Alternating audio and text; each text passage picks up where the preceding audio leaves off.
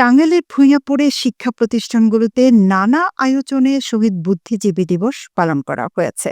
শনিবার সকালে উপজেলার মাধ্যমিক ও উচ্চ মাধ্যমিক সহ সকল ধরনের শিক্ষা প্রতিষ্ঠানে আলোচনা সভা ও দোয়া পরিচালনার মাধ্যমে শহীদ বুদ্ধিজীবী দিবস পালন করা হয়।